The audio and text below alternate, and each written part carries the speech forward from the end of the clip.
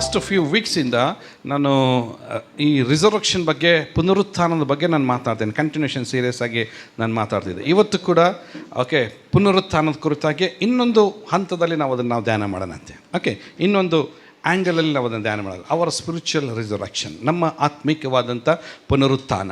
Amen. Please turn your Bible, John gospel 11 chapter 11 ಎಸ್ verse 25. 11ನೇ ಅಧ್ಯಾಯ ಅದರ 25ನೇ ವಾಕ್ಯಕ್ಕೆ ಯೇಸು ಆಕೆಗೆ, ನಾನೇ ಪುನರುತ್ಥಾನವೂ ಜೀವವೂ ಆಗಿದ್ದೇನೆ. ನನ್ನನ್ನು ನಂಬುವವನು ಸತ್ತರೂ ಬದುಕುವನು, ಮತ್ತು ಬದುಕುತ್ತಾ ನನ್ನನ್ನು ನಂಬುವ ಪ್ರತಿಯೊಬ್ಬನು ಎಂದಿಗೂ ಸಾಯುವುದಿಲ್ಲ. ಎಲ್ಲರೂ ಹೇಳ್ರಿ, ನಾನೇ ನಾನೇ. ಹೇಳ್ರಿ, ನಾನೇ ನಾನೇ. ಒಂದ್ಸರಿ ನಮ್ಮ ಕೈಗಳ ಮೇಲೆ ತೋರಿಸಿ ಹೇಳಿ, ಯೇಸುವೇ ನೀನೇ ಪುನರುತ್ಥಾನವೂ ಜೀವವಾಗಿದೆ. ಹಲ್ಲೆಲೂಯಾ. ನನ್ನ ಪ್ರೀತಿಯುಳ್ಳ ದೇವಚಂದ್ರೆ, ಈ ಸಭೆಯಲ್ಲಿ ದೇವರ ವಾಕ್ಯವನ್ನು ಕೇಳುತ್ತಿರುವ ಎಲ್ಲ ನನ್ನ ಪ್ರೀತಿಯುಳ್ಳ ದೇವಚಂದ್ರೆ, ನಿಮ್ಮ ಜೀವ, ನಿಮ್ಮ ಪುನರುತ್ಥಾನ ಯೇಸುವಿನಲ್ಲಿ ಮಾತ್ರ ಇದೆ. ಯಾವುದು ಡಾಕ್ಟರ್ ಕೈಯಲ್ಲಿಲ್ಲ, ಯಾವುದು ಔಷಧಿ ಕೈಯಲ್ಲಿಲ್ಲ, ಯಾವುದು ಮೆಡಿಷನ್ ಕೈಯಲ್ಲಿಲ್ಲ, ಯಾವುದು ಟ್ರೀಟ್ಮೆಂಟಲ್ಲಿಲ್ಲ. ನಮ್ಮ ಜೀವವು, ನಮ್ಮ ಪುನರುತ್ಥಾನವು ಎಲ್ಲಿದೆ ಅಂದರೆ ಅದು ದೇವರಲ್ಲಿದೆ, ಅದು ಕ್ರಿಸ್ತನಲ್ಲಿದೆ. ಆ ಕ್ರಿಸ್ತನು ನಮ್ಮನ್ನು ಪ್ರೀತಿಸಿ ತನ್ನ ಜೀವವನ್ನು ಕೊಡೋದ್ರ ಮೂಲಕವಾಗಿ ನಮ್ಮ ಜೀವವನ್ನು ದೇವರು ಕಾಪಾಡಿದ್ದಾನೆ. ಹಲ್ಲೆಲೂಯಾ. ತನ್ನ ಜೀವವನ್ನು ಮರಣದ ಮೂಲಕವಾಗಿ, ಆ ಮರಣದ ಕೊಂಡಿಯನ್ನು, ಆ ಮರಣದ ಶಕ್ತಿಯನ್ನು, ಆ ಮರಣದ ಅಧಿಕಾರವನ್ನು ಕ್ಯಾನ್ಸಲ್ ಮಾಡಿ, complete cancel means in the sense complete delete ಮಾಡಿ, ಅದನ್ನು ದೇವರು ನಮಗೆ ಜೀವವನ್ನು, ನಮಗೆ ಪುನರುತ್ಥಾನವನ್ನು ಸಂಪಾದಿಸಿ ದೇವರು ನಮಗೆ ಕೊಟ್ಟಿದ್ದಾನೆ. ಹಲ್ಲೆಲೂಯಾ. ಈ ಸಭೆಯಲ್ಲಿ ಜೀವನ ಮಾಡ್ತಿರೋದು, ಈ ಸಭೆಯಲ್ಲಿ ವಾಸ ಮಾಡ್ತಿರೋದು, ಅದು ಕೇವಲ ಕ್ರಿಸ್ತನ ಜೀವ, ಕ್ರಿಸ್ತನ ಪುನರುತ್ಥಾನ ಮಾತ್ರ ದೇವರ ಸಭೆಯಲ್ಲಿದೆ. ಆ ಸಭೆ ಒಳಗಡೆ ಇರುವಂಥ ಜೀವಕ್ಕೆ, ಆ ಸಭೆ ಒಳಗಡೆ ಇರುವಂಥ ಪುನರುತ್ಥಾನದ ಒಳಗಡೆ ಇವತ್ತು ನಾವೆಲ್ಲರೂ ಬಂದಿದ್ದೇವೆ. Amen. We are all in resurrection. Okay, ನಾವು ದೇವರ ಪುನರುತ್ಥಾನದ ಒಳಗಡೆ ಇವತ್ತು ನಾವಿದ್ದೇವೆ. ದೇವರ ಜೀವದ ಒಳಗಡೆ ಇವತ್ತು ನಾವಿದ್ದೇವೆ. ಇವತ್ತು ನಮ್ಮೊಳಗಡೆ ಜೀವಿಸ್ತಾ ಇರುವಂಥದ್ದು. ಅದಕ್ಕೆ ಅಪೊಸ್ತಲನಾದ ಪೌಲನು ಹೇಳ್ತಾನೆ, ಇನ್ನು ಜೀವಿಸುವವನು ನಾನಲ್ಲ, ಕ್ರಿಸ್ತನು ಇವತ್ತು ನನ್ನಲ್ಲಿ ಜೀವಿಸ್ತಾ ಇದ್ದಾನೆ. ದಟ್ ಮೀನ್ಸ್ ಅದರ ಅರ್ಥ ಏನಂದರೆ, ಕ್ರಿಸ್ತನು ನನ್ನಲ್ಲಿ ಜೀವಿಸ್ತಾ ಇದ್ದಾನೆ ಅಂದರೆ ಆತನ ಜೀವ ಇವತ್ತು ನಮ್ಮ ಒಳಗಡೆ ಜೀವಿಸ್ತಾ ಇದೆ. ಆ ಜೀವ ಇವತ್ತು ನಮ್ಮ ಒಳಗಡೆ ಜೀವಿಸ್ತಾ ಇದೆ. ಹೇಗೆ ಜೀವಿಸ್ತಾ ಇದೆ ಅಂದರೆ, ಸತ್ತು ತಿರುಗಿ ಜೀವಿಸ್ತಾ ಇದೆ. ಒಂದ್ಸರಿ ಹೇಳ್ರಿ ಎಲ್ಲರೂ, ಕೇಳಿಸ್ಕೊಳ್ಳಿಲ್ಲ ನನಗೆ. ಅನಿಲ್ ಬ್ರದರ್ ಹೇಳ್ರಿ, ಹೆಂಗೆ ಜೀವಿಸ್ತಾ ಇದೆ? ಸತ್ತು ಮತ್ತು ತಿರುಗಿ ಅದೇನಾಗ್ತಿದೆ, ಜೀವಿಸ. ಅದಕ್ಕೆ ಯೇಸು ಸ್ವಾಮಿನೇ ಒಂದು ಉಪಮಾನ ಹೇಳ್ತಾರೆ. ಅದೇ ಯೋಹಾನ್ ಬರೆದ ಸುವಾರ್ತೆ 1 ಪೇಜಿಂಗ್ ತರಿಸ್ರಿ ಸಾಕು. 12ನೇ ಅಧ್ಯಾಯಕ್ಕೆ ಬನ್ನಿರಿ ಈಗ. ಅದರ 24ನೇ ವಾಕ್ಯ ಓದ್ರಿ. 12ನೇ ಅಧ್ಯಾಯ 24ನೇ ವಾಕ್ಯ. ಓದ್ ಚಂದ್ರಣ್ಣ ಜೋರಾಗಿ. ನಿಮಗೆ ನಿಜ ನಿಜವಾಗಿ ಹೇಳುತ್ತೇನೆ. ಸುಳ್ಳು ಸುಳ್ಳಾಗ? ನಿಜ ನಿಜವಾಗಿ. ಒಂದ್ಸರಿ ಹೇಳ್ರಿ, ಸುಳ್ಳು ಸುಳ್ಳ? ಜೋರಾಗಿ ಹೇಳ್ರಿ. ಯಾರು ಹೇಳಿರೋದು ಈ ಮಾತು? ಯೇಸು ಸ್ವಾಮಿ ಹೇಳ್ತಾರೆ, ನಾನು ನಿಮಗೆ ನಿಜ ನಿಜವಾಗಿ ಹೇಳ್ತೇನೆ, ಗೋಧಿಯ ಕಾಳು ಭೂಮಿಯಲ್ಲಿ ಬಿದ್ದು ಸಾಯದಿದ್ದರೆ ಒಂದೇ ಆಗಿ ಉಳಿಯುವುದು. ಎಲ್ಲರೂ ಹೇಳ್ರಿ, ಸಾಯದಿದ್ದರೆ ಒಂದೇ ಆಗಿ ಉಳಿಯುವುದು. ಒಂದೇ ಆಗಿ ಉಳಿಯುವುದು. ಈಗೋದು ಸತ್ತರೆ, ಜೋರಾಗಿ 3 ಸರಿ. ಸತ್ತರೆ ಸತ್ತರೆ ಸತ್ತರೆ ಜೋರಾಗಿ ಬಹಳ ಫಲ ಕೊಡುವುದು. ವೇಟ್ ಎಲ್ಲರೂ ಹೇಳ್ರಿ, ಬ್ರದರ್ಸ್ ಎಲ್ಲರೂ ಹೇಳ್ರಿ ಒಂದ್ಸರಿ ಜೋರಾಗಿ. ಸತ್ತರೆ ಸತ್ತರೆ. ಸಿಸ್ಟರ್ಸ್ ಹೇಳ್ರಿ ಒಂದ್ಸರಿ. ಸಾಯಿರಿ. ಸತ್ತರೆ ಎಲ್ಲರೂ ಹೇಳ್ರಿ. ಪಾಶೆಗೆ ಆಲ್ರೆಡಿ ನಾವೇನಾಗ್ಬಿಟ್ಟಿದ್ದೇವೆ, ಸತ್ತೋಗ್ಬಿಟ್ಟಿದ್ದೇವೆ. ಆದರೆ ಈಗ ನಾವು ಬದುಕ್ತಾ ಇರೋದು ಯಾರಿಗೋಸ್ಕರ? ನಮ್ಮ ಬಲಗೈನ ಮೇಲೆ ಕೆತ್ತಾರೆ. ಯಾರಿಗೋಸ್ಕರ? ಕ್ರಿಸ್ತನಿಗೋಸ್ಕರ ನಾವೆಲ್ಲರೂ ಬದುಕ್ತಾ ಇದ್ದೇವೆ. ಆಮೇನ್ ಆಮೇನ್. ವಾಕ್ಯ ಹೇಳ್ತಿದೆ, ಅದು ಸಾಯದೇ ಇದ್ರೆ ಒಂದೇ ಆಗಿ ಉಳ್ಕೊಳ್ತದೆ ಗೋಧಿ ಕಾಳು. ಅದು ಭೂಮಿ ಒಳಗಡೆ ಹೋಗಿ ಸತ್ತರೆ ಏನಾಗ್ತಿದೆ ಅಂತ ಈಗ? ಬಹಳ ಫಲ ಕೊಡುವುದು. ವಾಕ್ಯ ಹೇಳ್ತಿದೆ, ಬಹಳ ಫಲ ಕೊಡುವುದು ಎಂಬುದಾಗಿ. ಒಂದು ಕಾಳು ಭೂಮಿ ಮೇಲೆ ಬಿದ್ದು ಅದು ಸತ್ತು ಅಲ್ಲಿಂದ ಬೇರನ್ನು ಹೊರಡು ಸಣ್ಣದೊಂದು ಏನು ಬರ್ತದೆ ಅದರೊಳಗಡೆ, ಚಿಗುರು ಅಲ್ವಾ? ಸಣ್ಣದೊಂದು ಮೊಳಕೆ, ಫಸ್ಟ್ ಮೊಳಕೆ ಹೊಡೆದು ಚಿಗುರಾಗಿ ಬೆಳೀತಾ ಬೆಳೀತಾ ಬೆಳೀತಾ ಬೆಳೀತಾ ಹೂವಾಗಿ ಮತ್ತು ಅದರೊಳಗಡೆ ಅನೇಕ ಕಾಳುಗಳು ಅದು ಉಂಟಾಗ್ತಿದೆ. ಎಷ್ಟು ಕಾಳುಗಳು ಉಂಟಾಗ್ತದೆ. ಅದೇ ಥರ ನಮ್ಮೆಲ್ಲರ ಪುನರುತ್ಥಾನ ಇರ್ತದೆ. ಆಮೇಲೆ ಅದೇ ಥರ ನಮ್ಮೆಲ್ಲರ ಒಂದು ಪುನರುತ್ಥಾನವಿರ್ತದೆ. ಇಲ್ಲಿ ಯೇಸು ಸ್ವಾಮಿ ಬೀಜದ ಬಗ್ಗೆ ದೇವ್ರು ಮಾತನಾಡ್ತಾ ಇದ್ದಾರೆ. ಬೀಜದ ಬಗ್ಗೆ ಮಾತಾಡ್ತಾರೆ. ಬೈಬಲಲ್ಲಿ 3 ಥರವಾದಂಥ ಬೀಜಗಳನ್ನು ನಾವು ನೋಡ್ತೇವೆ ರೀ. ಇದನ್ನು ನಾವು ಸಾದೃಶ್ಯವಾಗಿ ತೆಗೆದುಕೊಳ್ಬೇಕಾದ್ರೆ 3 ರೀತಿಯಾಗಿ ಬೀಜ. ಹಿಂದಿರೋರು ಕೇಳಿಸ್ತಾಯ್ತಾ? ವಾಲ್ಟಿಮಾಮ ಕೇಳಿಸ್ತಾಯ್ತಾ ನನ್ನ ವಾಯ್ಸು? ಓಕೆ, ಎಷ್ಟು ಬೀಜ ಅಂತೆ? ತೋರಿಸಿ, ಕೈಯಿಂದ ಹೆಂಗೆ ತೋರಿಸ್ತೀರ ಅದನ್ನು? ಓಕೆ, ಎಷ್ಟು? ಕೆಲವು ರಿಂಗ್ ತೋರಿಸ್ತೀರ, ಕೆಲವು ರಿಂಗ್ ತೋರಿಸ್ತೀರ, ಹೆಂಗಾರ ತೋರಿಸಿ. ಓಕೆ, 3 ಥರವಾದಂಥ ಬೀಜಗಳಿದೆ. ಫಸ್ಟ್ ಮೊದಲನೇ ಬೀಜ ದೇವ್ರು ನಮಗೆ ಕೊಟ್ಟಿದ್ದು ಯಾವುದಂದರೆ ಊಟ ಮಾಡುವಂಥ ಬೀಜ. ಯಾವ ಬೀಜ? ಊಟ ಮಾಡಲಿಕ್ಕೆ ಕೊಟ್ಟಂಥ ಬೀಜಗಳನ್ನು ದೇವರು ಅದನ್ನು ಸೃಷ್ಟಿ ಮಾಡ್ದ. ಏನೇನೆಲ್ಲ ನಾವು ಊಟ ಮಾಡ್ತೀವಿ? ಕಾಯಿ ಪಲ್ಯಗಳನ್ನು, ಆಮೇಲೆ ಹಣ್ಣುಗಳನ್ನು, ಕಾಳುಗಳನ್ನು ಅಲ್ವಾ? ಎಲ್ಲ ಮನುಷ್ಯನಿಗೆ ಆಹಾರಕ್ಕೆ, ಪ್ರೋಟೀನಿಗೆ ಬೇಕಾಗಿರುವಂಥ ಎಲ್ಲ ಆಹಾರದ ಬೀಜಗಳನ್ನು ದೇವರು ಉಂಟು ಮಾಡಿದ್ದಾನೆ. ಪ್ರತಿ ಬೀಜವೂ ಇನ್ನೊಬ್ಬರ ಹೊಟ್ಟೆ ತುಂಬಿಸ್ಬೇಕಾದ್ರೆ ಅದು ಸಾಯಬೇಕು. ಪ್ರತಿ ಬೀಜವೂ ಅದು ಮೊಳಕೆ ಹೊಡೆದು ಒಂದು ಹಚ್ಚ ಹಸಿರಾಗಿರುವಂಥ ಒಂದು ಗಿಡವಾಗಿಯೋ ಮರವಾಗಿಯೋ ಅದು ಬೆಳಿಬೇಕಾದ್ರೆ ಅದು ಮೊದಲು ಸಾಯಬೇಕು. That should be dye.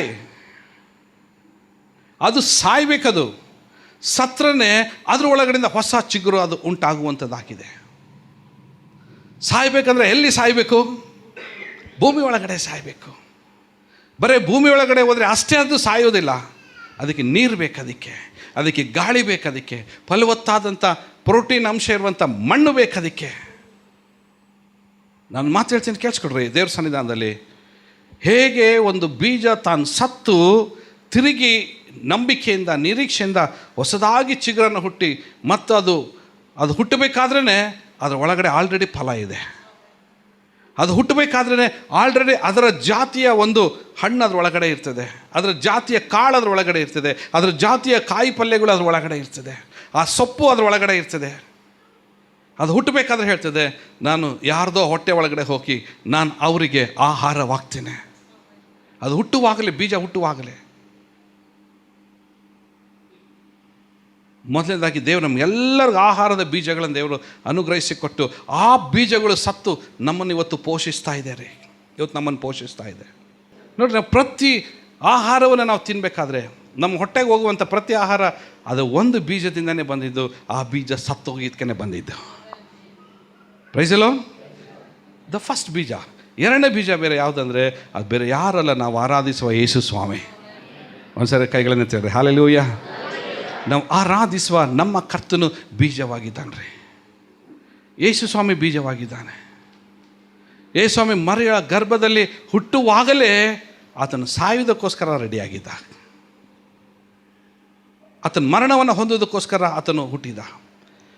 ನಮ್ಮೆಲ್ಲರ ಪಾಪದ ಮರಣವನ್ನು ಆತನು ಹೊಂದುವುದಕ್ಕೋಸ್ಕರ ಪರಿಶುದ್ಧನಾಗಿ ಆತನು ಹುಟ್ಟಿದ. ನೀತಿ ಉಳ್ಳವನಾಗಿ ಆತನು ಹುಟ್ಟಿದ. ದೈವ ಕುಮಾರನಾಗಿ ಆತನು ಹುಟ್ಟಿದ.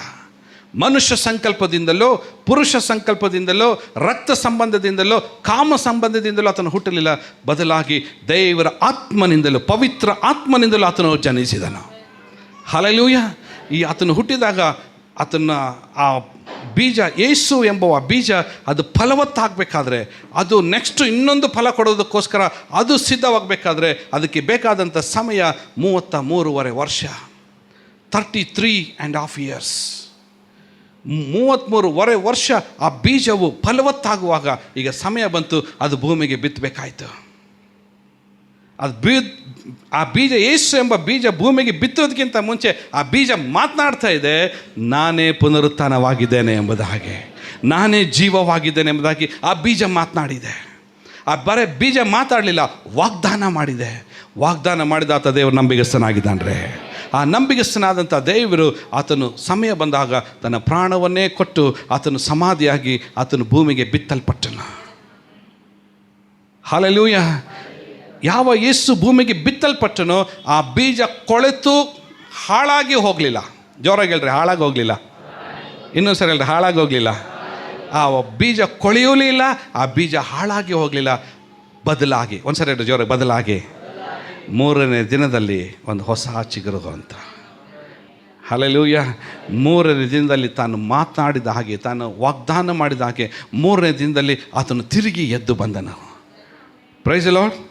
ಈಗ ಆತನು ತಿರುಗಿ ಎದ್ದು ಬಂದನಂದರೆ ನರಕವನ್ನು ಖಾಲಿ ಮಾಡಿ ಆತನು ಎದ್ದು ಬಂದಿದ್ದಾನೆ. Price the lord. ನರಕ ಖಾಲಿ ಮಾಡಿ ದೇವರು ಎದ್ದು ಬಂದಿದ್ದಾನೆ. ಒಂದು. ಎರಡನೇದಾಗಿ ನರಕವನ್ನು ಕ್ಯಾನ್ಸಲ್ ಮಾಡಿ ಬಂದಿದ್ದಾನೆ. ಆಮೇನ್.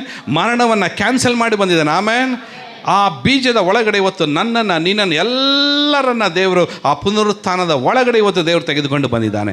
ಯಾರ್ಯಾರೆಲ್ಲ ಯೇಸುವನ್ನು ನಂಬುತ್ತಾರೋ ಸುಮ್ಮನೆ ಅವರು ಸತ್ತು ಪುನರುತ್ಥಾನವಾಗುವುದಿಲ್ಲ, ಬದಲಾಗಿ ದೀಕ್ಷಾ ಸ್ನಾನ ಎಂಬ ಒಡಂಬಡಿಕೆ ಮೂಲಕವಾಗಿ ಪ್ರತಿಯೊಬ್ಬರು ಸತ್ತು ದೇವರಿಗೋಸ್ಕರ ಪುನರುತ್ಥಾನವಾಗಿ ಎದ್ದು ಬಂದಿದ್ದಾರೆ. ಆ ಎದ್ದು ಬಂದಿರೋದ್ರಲ್ಲಿ ನಾನು ಸೇರಿದ್ದೇನೆ.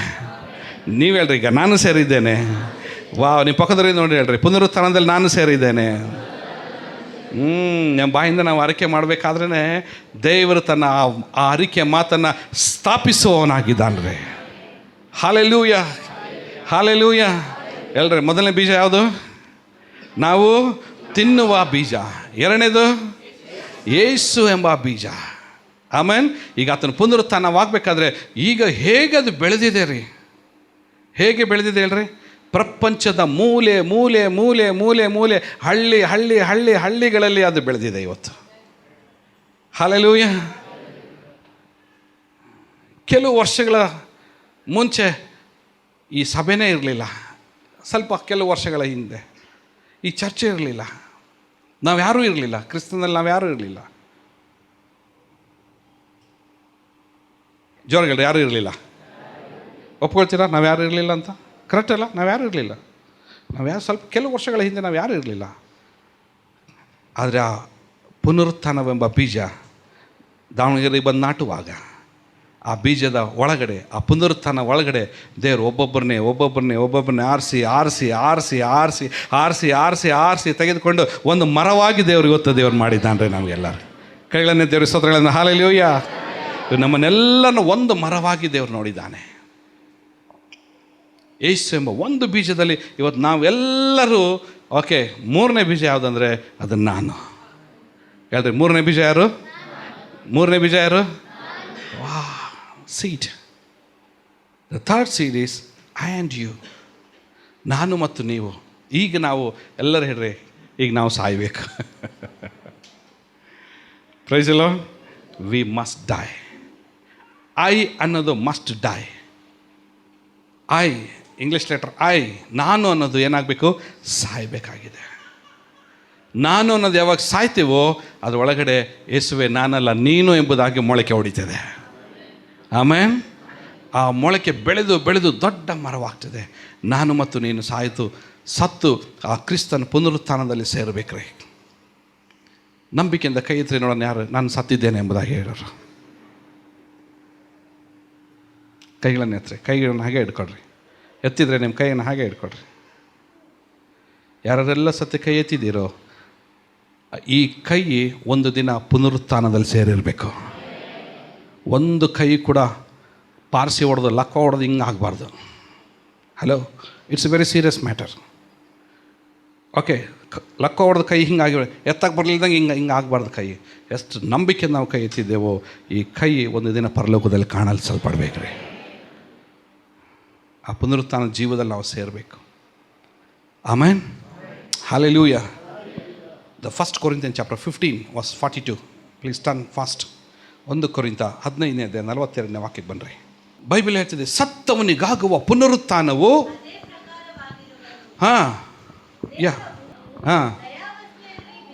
ಪುನರುತ್ಥಾನ ಹೇಗಾಗ್ತಿದೆ ಎಂಬುದಾಗಿ ದೇವ್ರ ವಾಕ್ಯ ಹೇಳ್ತದೆ.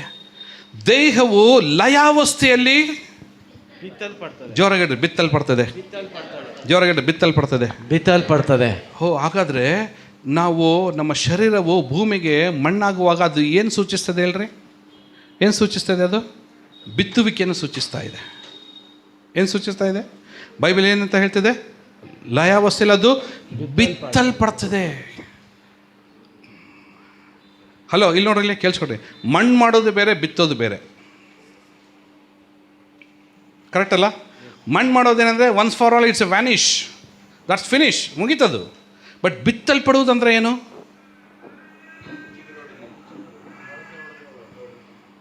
ಬಿತ್ತಲ್ಪಡೋದು ಅರ್ಥ ಏನು? ಹಲೋ, ಮತ್ತೆ ಅದು ಏನಾಗ್ತದೆ? ಬಿತ್ತುವುದು ಇನ್ ದ ಸೆನ್ಸ್, ಓಕೆ, ಮತ್ತೆ ಅದು ಏನಾಗ್ತದೆ?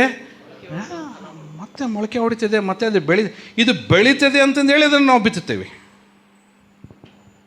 ಜೋರಾಗಿ ಹೇಳ್ರಿ, ಇದು ಬೆಳೀತದೆ ಅಂತ ಏನು ಮಾಡ್ತೇವೆ? ಅದನ್ನು ಬಿತ್ತುತ್ತೇವೆ. ಬಿತ್ತುವ ಉದ್ದೇಶನೇ ಇದು ಬೆಳೀತದೆ. ಇದು ಸತ್ರೂ ಸಾಯ್ತದೆ, ಮತ್ತೆ ತಿರುಗಿ ಇದು ಬೆಳೀತದೆ. ನಾನು ಮತ್ತು ನೀನು ದೇವರ ಸನ್ನಿಧಾನದಲ್ಲಿ ನಾವು ಸತ್ತಿರುವುದೇ ಪುನರುತ್ಥಾನವಾಗಿ ಜೀವಿಸೋದಕ್ಕೋಸ್ಕರ. ನಾನು ನೀನು ಸತ್ತಿರುವುದೇ ಪುನರುತ್ಥಾನವಾಗೋದಕ್ಕೋಸ್ಕರ. ಯೇಸು ಸತ್ತಿದ್ದೇ ಪುನರುತ್ಥಾನವಾಗೋದಕ್ಕೋಸ್ಕರ. ಒಂದು ಬೀಜ ಸಾಯುವುದೇ ಅದು ಪುನರುತ್ಥಾನವಾಗೋದಕ್ಕೋಸ್ಕರ. ಒಂದು ಬೀಜ ಸತ್ತು ಪುನರುತ್ಥಾನವಾಗಿದ್ದೇ ನಿಜವಾಗಿದ್ದರೆ, ಯೇಸು ಸ್ವಾಮಿ ಸತ್ತು ಪುನರುತ್ಥಾನವಾಗಿದ್ದೇ ನಿಜವಾಗಿದ್ದರೆ, ಹಲೋ, ನಾನು ನೀನು ಸಾಯುವುದು ಕೂಡ ಪುನರುತ್ಥಾನಕ್ಕೋಸ್ಕರ. ಅದಕ್ಕೋಸ್ಕರ ನಮ್ಮ ದೇಹವು ಭೂಮಿಗೆ ಬಿತ್ತಲ್ಪಡ್ತದೆ ಎಂಬುದಾಗಿ ದೇವರ ವಾಕ್ಯ ಹೇಳ್ತದೆ. ಒಂದು ಚೆನ್ನಾಗಿ ತಿಳ್ಕೊಡ್ರಿ, ನಾನು ಮುಂಚೆ ಸಾಯ್ತೀನೋ ನೀವು ಮುಂಚೆ ಸಾಯ್ತೀರೋ ಗೊತ್ತಿಲ್ಲ ನಮಗೆ, ಬಟ್ ನಾವು ಭೂಮಿಗಂತೂ ಬಿತ್ತಲ್ಪಡಲೇಬೇಕು. ಭೂಮಿಗೆ ಬಿತ್ತುವಾಗ ನಮಗೋಸ್ಕರ ಒಬ್ಬರು ನಂಬಿಗಸ್ತರು ಪ್ರಾರ್ಥನೆ ಮಾಡೋರು ಬೇಕು. ನಮಗೋಸ್ಕರ ಪ್ರಾರ್ಥನೆ ಮಾಡೋರು. ಏನಂತ ಪ್ರಾರ್ಥನೆ ಮಾಡಬೇಕು? ಸ್ವಾಮಿ, ಈ ದೇಹವನ್ನು ನಾನು ಬಿತ್ತುತ್ತಾ ಇದ್ದೇನೆ, ನೀನು ಬರಬೇಕಾದ್ರೆ ಈ ದೇಹವು ಈ ಭೂಮಿಯಿಂದ ತಿರುಗಿ ಪುನರುತ್ಥಾನವಾಗಿ ಎದ್ದು ತುತ್ತೂರಿ ಧ್ವನಿಯೊಡನೆ ಮಧ್ಯಾಕಾಶದಲ್ಲಿ ಸೇರಲಿ ಎಂಬುದಾಗಿ ಆಜ್ಞಾಪಿಸುವಂಥ ಒಬ್ಬರು ಸೇವಕರು ಬೇಕ್ರೆ ನಮಗೆ.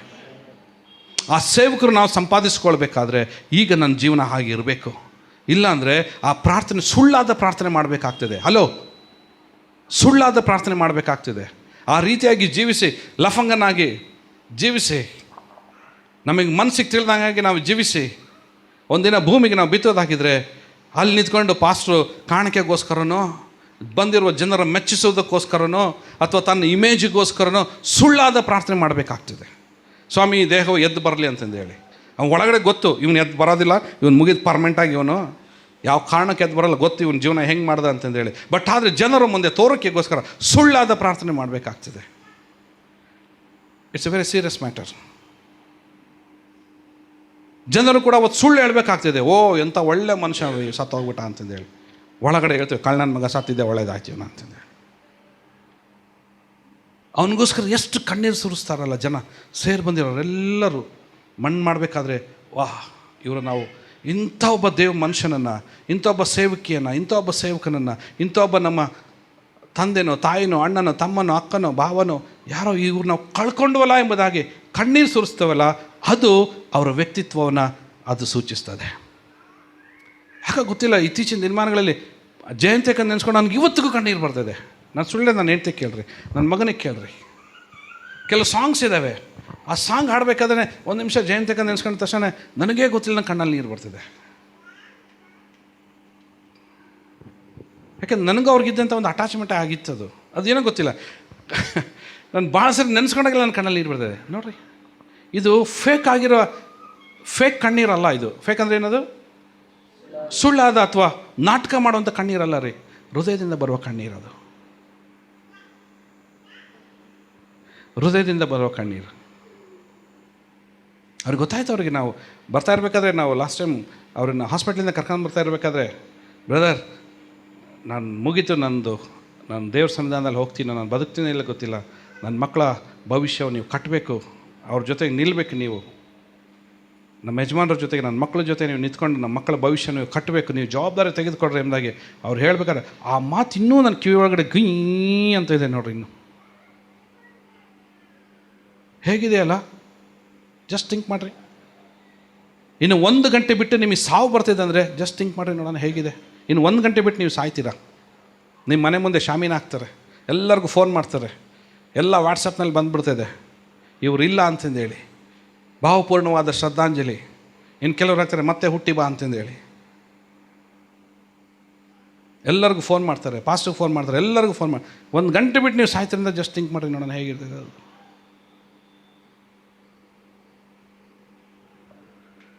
ಒಂದು ವೇಳೆ ಈ ಪ್ರಶ್ನೆ ನೀವು ನನಗೆ ಕೇಳಿದ್ರೆ, ಪಾಶ 1 ಗಂಟೆ ಬಿಟ್ಟು ನೀವು ಸಾಯ್ತೀರಂತ ನನಗೆ ಕೇಳಿದ್ರೆ ನಾನೇನು ಹೇಳ್ತೀನಿ ಗೊತ್ತಾ ನಿಮಗೆ? ಆ ಸಾವು ಬಂದರೆ ನನಗೆ ಮಹಿಮೆ ಎಂಬುದಾಗಿ ನಾನು ಹೇಳ್ತೇನೆ. ನಾನು ಇಲ್ಲಿ ಕಣ್ಣು ಮುಚ್ತೀನಿ, ಅಲ್ಲಿ ಕಣ್ಣು ತೆರಿತೀನಿ.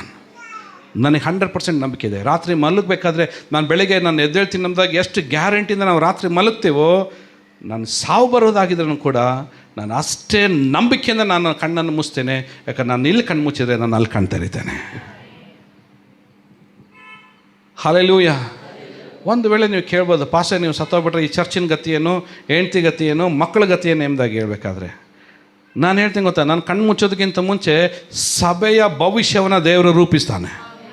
ನನ್ನ ಹೆಂಡತಿ ಮಕ್ಕಳ ಭವಿಷ್ಯವನ್ನು ದೇವರು ರೂಪಿಸ್ತಾನೆ. ನನ್ನ ಕೈಯಿಂದ ಏನೂ ಮಾಡೋಕ್ಕಾಗೋದಿಲ್ಲ ರೀ. ನಾನು ಏನು ಮಾಡ್ಬೋದು? ಹೆಚ್ಚಂದ್ರೆ ಏನು ಮಾಡ್ಬೋದು? ಒಂದು ಇನ್ಶೂರೆನ್ಸ್ ಮಾಡಿಸ್ಬೋದು, ಸತ್ತ ಮೇಲೆ ತಿನ್ನಿರಿ ಅಂತಂದೇಳಿ. Okay fine. ನಮ್ಗೆ ಯಾವುದೂ ಕೂಡ ನಮ್ಮನ್ನು ಯಾವುದು ಕಾಪಾಡೋದಿಲ್ಲ ರೀ. ಆ್ಯಂಡ್ ಫೈನಲಿ ಅಲ್ಟಿಮೇಟ್ ಓಕೆ ಭೂಮಿಗೆ ನಾವು ಸತ್ತು ಭೂಮಿಗೆ ನಾವು ಹೂಣಲ್ಪಡೋದು ಒಂದೇ ಒಂದು ಉದ್ದೇಶ, ನಾವು ತಿರುಗಿ ಪುನರುತ್ಥಾನವಾಗೋದಕ್ಕೋಸ್ಕರ. Praise the Lord, hallelujah. ಲಯಾವಸ್ಥೆಯಲ್ಲಿ ಅದು ಬಿತ್ತಲ್ಪಡ್ತದೆ, ನಿರ್ಲಯಾವಸ್ಥೆಯಲ್ಲಿ ಅದು ಎದ್ದು ಬರ್ತದೆ ಎಂಬುದಾಗಿ ದೇವರ ವಾಕ್ಯ ಹೇಳ್ತದೆ. ಮತ್ತು ಮುಂದೆ ಹೇಳ್ತದೆ ಹೀನಾವಸ್ಥೆಯಲ್ಲಿ ಅದು ಬಿತ್ತಲ್ಪಡ್ತದೆ, ಮಹಿಮೆಯಾಗಿ ಅದು ಎದ್ದು ಬರ್ತದೆ ಎಂಬುದಾಗಿ ದೇವರ ವಾಕ್ಯ ಹೇಳ್ತದೆ. ಮತ್ತು ಇನ್ನು ಮುಂದೆ ಹೋಗಿ ಹೇಳ್ತದೆ ನಿರ್ಬಲಾವಸ್ಥೆಯಲ್ಲಿ ಅದು ಬಿತ್ತಲ್ಪಡ್ತದೆ, ಬಲಾವಸ್ಥೆಯಲ್ಲಿ ಅದು ಎದ್ದು ಬರ್ತದೆ ಎಂಬುದಾಗಿ ಹೇಳ್ತದೆ. ಪ್ರಾಕೃತ ದೇಹವಾಗಿ ಬಿತ್ತಲ್ಪಡ್ತದೆ, ಈಗ ಜೋರಾಗಿ ಹೇಳ್ರಿ, ಆತ್ಮೀಕ ದೇಹವಾಗಿ ಅದು ಎದ್ದು ಬರ್ತದೆ. 5ನೇದಾಗಿ ಹೇಳ್ತಿದ್ದೆ ಅಲ್ಲಿ ಮುಂದೆ ಮಣ್ಣಿನ ಸ್ವರೂಪದಲ್ಲಿ ನಾವು ಬಿತ್ತಲ್ಪಡ್ತೇವೆ. ಎಲ್ಲ ಹೇಳ್ರಿ, ಮಣ್ಣಿನ ಸ್ವರೂಪದಲ್ಲಿ. ಜೋರಾಗಿ ಹೇಳ್ರಿ, ಮಣ್ಣಿನ ಸ್ವರೂಪದಲ್ಲಿ. ಮಣ್ಣು ತೋರಿಸಿ ಎಲ್ಲೈತೆ? ಮಣ್ಣು ತೋರಿಸಿ ಎಲ್ಲೈತೆ? ತೋರಿಸಿ ನನಗೆ ತೋರಿಸಿ ಎಲ್ಲೈತೆ? ಭೂಮಿ ತೋರಿಸಿ ಎಲ್ಲಿದ? ಮಣ್ಣಿನ ಸ್ವರೂಪ ಉಳ್ಳವರಾಗಿ ಬಿತ್ತಲ್ಪಡ್ತೇವೆ. ಈಗ ಹೇಳ್ತಿದೆ ಮುಂದೆ ಏನಂತೆ, ಪರಲೋಕದ ಸ್ವರೂಪ ಉಳ್ಳವರಾಗಿ ನಾವು ಎದ್ದು ಬರ್ತೇವೆ. Hallelujah, hallelujah. ನಾನು ನೋಡ್ರಿ ಇಲ್ಲಿ ಎಲ್ಲರೂ ಅನಿಸುತ್ತೆ, ನಿಮ್ಮ ಮುಖ ತೋರಿಸಿ ನನಗೆ. ನಿಮ್ಮೆಲ್ಲರ ಮುಖದಲ್ಲಿ ನಾನು ಏನು ಕಾಣಬೇಕು ಗೊತ್ತಾ? ಪರಲೋಕದ ಸ್ವರೂಪ ಕಾಣಬೇಕ್ರಿ. ಒಂದು ಆಮೇಲೆ ಹೇಳ್ತೀರಾ? ಓಕೆ, ನಿಮ್ಮ ಪಕ್ಕದವ್ರಿಗೆ ಹೇಳ್ರಿ, ನಿಮ್ಮ ಮುಖದಲ್ಲಿ ಹೇಳ್ರಿ, ನಿಮ್ಮ ಮುಖದಲ್ಲಿ, ನಿಮ್ಮ ಪಕ್ಕದಲ್ಲಿ ನೋಡಿ ಹೇಳ್ರಿ, ನಿಮ್ಮ ಮುಖದಲ್ಲಿ ಪರಲೋಕದ ಸ್ವರೂಪ ಕಾಣಬೇಕು. ಆಮೇನ್. ಈಗ ಹೇಳ್ರಿ, ಹಾಗೆ ಜೀವಿಸ್ರಿ. ಅದು ಇಂಪಾರ್ಟೆಂಟ್. ನಾವು ಸುಮ್ಮನೆ ಹೇಳ್ಬಿಡ್ತೀವಲ್ಲ, ಈಗೋ ಪೂರ್ವ ಸ್ಥಿತಿ ಹೋಗಿ, ಸುಳ್ಳದು, ಸುಳ್ಳೆ ಹೇಳ್ತೀವಿ ನಾವು. ಸುಳ್ಳೆ ಹೇಳ್ತೀವಿ ನಾವು ಅಲ್ಲ. ಎಲ್ಲವೂ ನೂತನವಾಯ್ತು ಅಂತಂದೇಳಿ, ಎಲ್ಲ ನೂತಾಗಿ ಇನ್ನೊಂದು ಸ್ವಲ್ಪ ಇದಾವೆ ಜೋಮ್ನಾಗ. ಇಲ್ಲೊಂದಿಷ್ಟಿದ್ದಾವೆ. ಕಾಣಲ್ಲ ಅಷ್ಟೇ, ಒಳಗೆ ಇಟ್ಕೊಂಡಿದ್ದೀವಿ, ಕಾಣಲ್ಲ ಅಷ್ಟೇ. ನನ್ನ ಜೋಮ್ನಲ್ಲಿ ಏನೈತೆ ಅಂತ ಗೊತ್ತಾ ನಿಮಗೆ? ಗೊತ್ತಾ? ನಮ್ಮ ಜೋಮ್ನಾಗ ಏನೈತೆ ಅಂತ ಗೊತ್ತಿಲ್ಲಲ್ಲ ನಿಮಗೆ? ಪರ್ಸ್ ಐತಿ. ಹಲೋ, ಪರ್ಸೇ ತಂದಿಲ್ಲ ನನ್ನ ಖರ್ಚೀಪ್ ಐತಿ ನನ್ನ ಜೋಮ್ನಲ್ಲಿ, ಮೊಬೈಲ್ ಐತಿ. ಅದ್ರಲ್ಲಿ ನೋಡಿ ಹೇಳ್ತಾ ಇದೆ. ಅಲ್ಲಿರೋರಿಗೆ ಏನು ನನಗೆ ಹೆಂಗೆ ಗೊತ್ತಿದೆ ಪಾಸ. ಇಲ್ಲೊಂದು ಸುಳ್ಳೈತಿ, ಇವೆಲ್ಲ ನಾನು ಜೋಮ ಹಿಡ್ಕೊಂಡಿದ್ದೀನಿ. ಆದರೂ ಬಿಳಿ ಹಂಗೆ ಹಾಕೊಂಡು ಬಂದು ಚರ್ಚಲ್ಲಿ ಭಾರಿ ನಾಟಕ ಮಾಡಕತ್ತೀನಿ ನಾನು.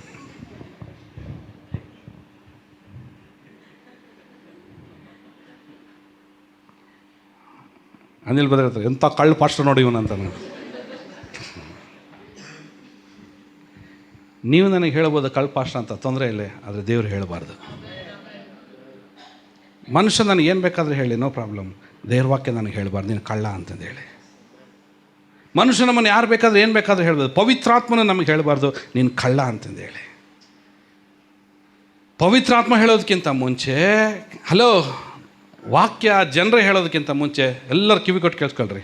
ಎಲ್ಲರೂ ಹೇಳ್ರಿ ಒಂದ್ಸರಿ, ನಾನು ಇಲ್ಲಿದ್ದೇನೆ, ನಾನು ಮುಗಿಸ್ತಾ ಇದ್ದೀನಿ, ನಾನು ಇಲ್ಲಿದ್ದೇನೆ ಹೇಳ್ರಿ, ನಾನು ಇಲ್ಲಿದ್ದೇನೆ. ಎಲ್ಲದು ಹೇಳೋದಕ್ಕಿಂತ ಮುಂಚೆ ನಿನ್ನ ಮನಸ್ಸಾಕ್ಷಿ ನಿನಗೆ ಹೇಳಬಾರ್ದು ನೀನು ಕಳ್ಳ ಅಂತ. ನಮ್ಮ ಕಾನ್ಷಿಯಸ್ ನಮಗೆ ಹೇಳಬಾರ್ದು ಯು ಆರ್ ಥೀಫ್.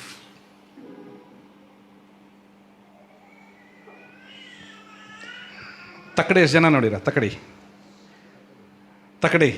ಅಂದ್ರೇನು?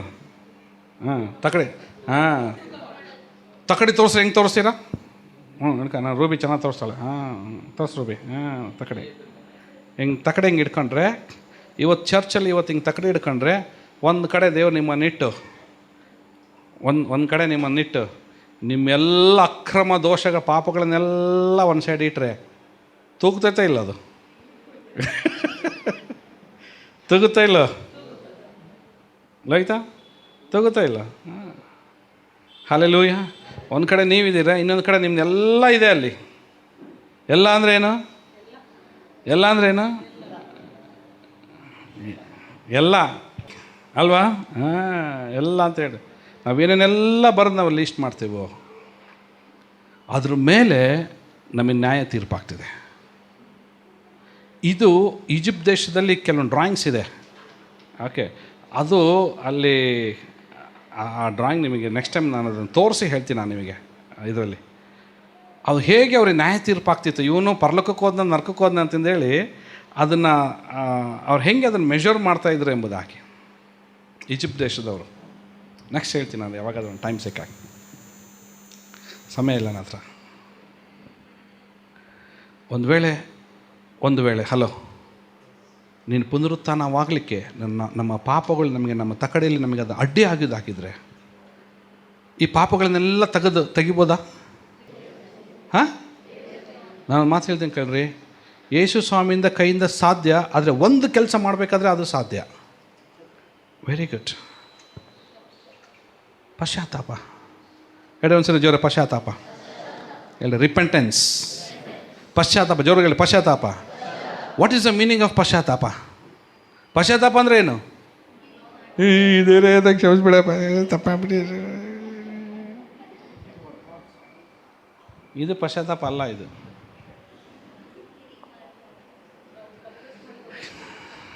ಪಶ್ಚಾತ್ತಾಪ means in the sense, lord ಇದು ನಾನು ಆಗಿದ್ದೆ, ಹೃದಯಪೂರ್ವಕವಾಗಿ ಶುದ್ಧವಾದ ಹೃದಯ ನಿರ್ಮಲವಾದ ತುಟಿಯಿಂದ ಹೇಳುವಂಥದ್ದು, ನನ್ನನ್ನು ಕ್ಷಮಿಸು ಸ್ವಾಮಿ. ಹಾಗಂತ ಅರಿಕೆ ಮಾಡಿ ಟರ್ನ್ ಟು ಗಾಡ್, ದೇವರ ಕಡೆಗೆ ತಿರುಗಿ ದೇವರ ಮಾರ್ಗದಲ್ಲಿ ನಡೆಯುವುದೇ ಪಶ್ಚಾತ್ತಾಪವಾಗಿದೆ. ಕೈಗಳನ್ನೇ ಹೇಳಿ ಆಮೆನ್. ದೇವ್ರ ಕಡೆ ತಿರುಗಿ ದೇವರಿಗೋಸ್ಕರ ಜೀವಿಸುವಂಥದ್ದೇ, that is called a repentance. ಯಾವಾಗ ನಾವು ಪಶ್ಚಾತ್ತಾಪ ಮಾಡ್ತೀವೋ ನೋಡ್ರಿ, ನೀವು ಎಷ್ಟು ಪಶ್ಚಾತ್ತಾಪ ಪಟ್ಟು ನಾವು ದೇವ್ರ ಕಡೆ ತಿರುಗ್ತೀವೋ ಆ ತಕಡೆಯಲ್ಲಿರುತ್ತೋ ಒಂದೊಂದೇ ಮಾಯ ಆಗ್ತಾ ಬರ್ತದೆ. ಕ್ರಿಸ್ತನ ಸ್ವರೂಪ ನಮ್ಮ ಒಳಗಡೆ ಬರ್ತಾಯಿದೆ, ದೇವರ ಸ್ವರೂಪ ನಮ್ಮ ಒಳಗಡೆ ಬರ್ತದೆ, ಪರಲೋಕದ ಸ್ವರೂಪ ಇವತ್ತು ನಮ್ಮ ಒಳಗಡೆ ಬರ್ತಿದೆ. ಈ ಎಲ್ಲ ಸ್ವರೂಪ್ಯವು ಎಲ್ಲರ ಕಿವಿ ಇಟ್ಕೊಳ್ರಿ, ದೇವರ ಸ್ವರೂಪ್ಯವು ಒಂದು ದಿನ ನಮ್ಮನ್ನು ಪುನರುತ್ಥಾನಗೊಳಿಸ್ತದೆ. ನಮ್ಮನ್ನು ಜೋರಾಗಿಲ್ರಿ ಆಮೆನ್, ಜೋರಾಗಿಲ್ರಿ ಆಮೆನ್. ನಿನ್ನ ಪುನರುತ್ಥಾನ ದೇವರ ಸ್ವರೂಪದಲ್ಲಿ ಇದೆ. ಅದು ಆಮೆನ್. ನಿನ್ನ ಪುನರುತ್ಥಾನ ದೇವರ ಸ್ವರೂಪವು ನಮ್ಮನ್ನು ಪುನರುತ್ಥಾನಗೊಳಿಸಿ ಕ್ರಿಸ್ತನಲ್ಲಿ ನಡೆಸ್ತದೆ. ಮೊದಲನೇ ಬೀಜ ಯಾವುದು? ನಾವು ತಿನ್ನುವಂಥ ಆಹಾರದ ಬೀಜಗಳು. ಅದು ಸತ್ರನೇ ಅದು ಫಲವಾಗಿ ಬರ್ತದೆ. ಎರಡನೇ ಬೀಜ ಯಾವುದು? ನಮ್ಮ ಕರ್ತನಾದ ಯೇಸು ಸ್ವಾಮಿ, ಆತನು ಸತ್ತನು, ಹೂಣಲ್ಪಟ್ಟನು, ತಾನು ಹೇಳಿದಂತೆ 3ನೇ ದಿನದಲ್ಲಿ ಮೃತ್ಯುಂಜಯನಾಗಿ ಆತನು 3ನೇ ದಿನದಲ್ಲಿ ಎದ್ದು ಬಂದನು. 3ನೇ ಬೀಜ ನಾನು ಮತ್ತು ನಾವು ಸಾಯಬೇಕಾಗಿದೆ, ನಾವು ಬಿತ್ತಲ್ಪಡಬೇಕಾಗಿದೆ. ಪ್ರಾಕೃತ ದೇಹವಾಗಿ ಲಯಾವಸ್ಥೆಯಲ್ಲಿ ನಾವು ಬಿತ್ತಲ್ಪಡ್ತೇವೆ, ಹೀನಾವಸ್ಥೆಯಲ್ಲಿ ಬಿತ್ತಲ್ಪಡ್ತೇವೆ, ನಿರ್ಬಲಾವಸ್ಥೆಯಲ್ಲಿ ಬಿತ್ತಲ್ಪಡ್ತೇವೆ, ಮಣ್ಣಿನ ಸ್ವರೂಪವಾಗಿ ನಾವು ಬಿತ್ತಲ್ಪಡ್ತೇವೆ. ಅದು ತಿರುಗಿ ನಾವು ನಿರ್ಲಯಾವಸ್ಥೆಯಲ್ಲಿ ಮಹಿಮೆಯಾಗಿ ಬಲಾವಸ್ಥೆಯಾಗಿ ಆತ್ಮೀಕವಾಗಿ ಪರಲೋಕದ ಸ್ವರೂಪವಾಗಿ ನಿನ್ನ ಪುನರುತ್ಥಾನವು ದೇವರು ತನ್ನ ಸಭೆಯಲ್ಲಿ ಅದನ್ನು ರುಜುವಾತು ಮಾಡಿ ನಮ್ಮೆಲ್ಲರಿಗೋಸ್ಕರ ಅದನ್ನು ರಿಜಿಸ್ಟ್ರೇಷನ್ ಮಾಡಿ ದೇವರು ನಮಗೋಸ್ಕರ ತನ್ನ ರಕ್ತದಿಂದ ಅದನ್ನು ನಮಗೆ ಒಡಂಬಡಿಕೆಯಾಗಿ ಸ್ಥಾಪಿಸಿಕೊಟ್ಟಿದ್ದಾನೆ ಯೇಸುವಿನ ನಾಮದಲ್ಲಿ. ಆಮೆನ್. ಅದು ಜೀವಿಸುವ ಜವಾಬ್ದಾರಿ ಇವತ್ತು ನಮ್ಮ ಒಳಗಡೆ ಇದ್ದಾರೆ. ಜೀವಿಸುವ ಹಂಗು ಇವತ್ತು ನಮ್ಮ ಮೇಲಿದೆ. ಜೀವಿಸುವಂಥ ಋಣ ಇವತ್ತು ನಮ್ಮ ಮೇಲೆ ಇದೆ. ನಾವು ಅದನ್ನು ಮಾಡದೇ ಇದ್ದರೆ ನಮ್ಮಂಥ ದರಿದ್ರರೇ ಯಾರೂ ಇರೋದಿಲ್ಲ. ನಾನು ಹೇಳಿದೆ ನಿಮಗೆ, ಪ್ರಪಂಚದಲ್ಲಿ ಜೀವಿಸುವಂಥ ಆ ದುಷ್ಟ ವ್ಯಕ್ತಿಗಿಂತಲೂ ಇನ್ನೂ ಅತಿ ದಂಡನೆ ನಮಗೆ ಉಂಟಾಗುವಂಥದ್ದಾಗಿರ್ತದೆ. ಜನರಿಗೆ ಬರುವಂಥ ಮೋಸಕ್ಕಿಂತ ಭಯಂಕರವಾದಂಥ ಮೋಸದ ದಂಡನೆ ನಮಗೆ ಉಂಟಾಗ್ತದೆ. ಅದಕ್ಕಿಂತ ಮುಂಚಿತವಾಗಿ ಹೇಳಬೇಕಂದ್ರೆ ನಾವು ರಕ್ಷಣೆ ಹೊಂದದೇ ಇದ್ದರೆ ಎಷ್ಟೋ ಚೆನ್ನಾಗಿತ್ತು. ನಾವು ರಕ್ಷಿಸಲ್ಪಟ್ಟಿದ್ದೇವೆ, ದೇವರ ಸನ್ನಿಧಾನದಲ್ಲಿ ನಾವು ಇವತ್ತಿದ್ದೇವೆ ಅಂದರೆ ನಾವು ಮಣ್ಣಿನ ಸ್ವರೂಪದಿಂದ ಪರಲೋಕದ ಸ್ವರೂಪಕ್ಕೆ ಉಂಟಾಗೋದಕ್ಕೋಸ್ಕರ, ಆ ಮಹಿಮೆಗೋಸ್ಕರ ಇವತ್ತು ನಾವಿಲ್ಲಿದ್ದೇವೆ ರೀ. Hallelujah, hallelujah, hallelujah. ಆ್ಯಕ್ಚುಲಿ ಸಂದೇಶ ತಿಥಿ ದಿವಸ ಕೊಡಬೇಕಿದು. ಯಾರ್ದಾದ್ರೂ ತಿಥಿ ಇರ್ತೈತಲ್ಲ, ತಿಥಿ 3ನೇ ದಿನ 40 ದಿವಸ 11 ದಿನ ಇಟ್ಟಾಗ ಈ ಮೆಸೇಜ್ ಕೊಡಬೇಕಿದು. ನಾನು ಮಾತು ಹೇಳ, ಇವತ್ತು ನಮ್ಮೆಲ್ಲರದ್ದು ತಿಥಿ. ಇವತ್ತು ನನ್ನ ತಿಥಿ ಇದು, ನನ್ನ ತಿಥಿ ನನ್ನ ಮೆಸೇಜ್ ಇದು. ಆಮೇನ್. ಇವತ್ತು ನನ್ನ ತಿಥಿ ನನ್ನ ಮೆಸೇಜ್ ಇದು. ಆಮೇನ್. ಇವತ್ತು ನಿಮ್ಮ ತಿಥಿ ನಿಮ್ಮ ಮೆಸೇಜ್ ಇದು. ಏನು ಮೆಸೇಜ್ ಅಂದರೆ ಮಣ್ಣಿನ ಸ್ವರೂಪದಿಂದ ಪರಲೋಕದ ಸ್ವರೂಪ. ಬಿತ್ತಲ್ಪಡುವಿಕೆಯಿಂದ ತಿರುಗಿ ಜೀವಿಸುವುದಕ್ಕೋಸ್ಕರ ದೇವರು ನಿಮ್ಮನ್ನೆಲ್ಲರನ್ನು ಆಶೀರ್ವದಿಸಲಿ. ನನ್ನ ಒಂದೇ ಒಂದು ಆಸೆ ಏನಂದರೆ ನಾವೆಲ್ಲರೂ ಬಿತ್ತಲ್ಪಡೋಣ, ಆದರೆ ನಂಬಿಕೆಯಿಂದ ಮತ್ತೆ ತಿರುಗಿ ನಾವು ಪುನರುತ್ಥಾನದಲ್ಲಿ ಸೇರಿ ದೇವರ ರಾಜ್ಯದಲ್ಲಿ ಫಲ ಕೊಡೋದಕ್ಕೋಸ್ಕರ ತಿರುಗಿ ನಾವು ಜೀವಿಸೋಣ. ಎಲ್ಲೆಡೆ ನಾನು ತಿರುಗಿ ಜೀವಿಸ್ತೇನೆ, ನಾನು ಪುನರುತ್ಥಾನವಾಗ್ತೇನೆ. ನಿಮ್ಮ ಆತ್ಮಕ್ಕೆ ನೀವು ಕೇಳ್ರಿ ಸಾಕು, ಅದು ಹೇಳ್ತದೆ. ದೇವರು ನಿಮ್ಮನ್ನು ಆಶೀರ್ವದಿಸಲಿ.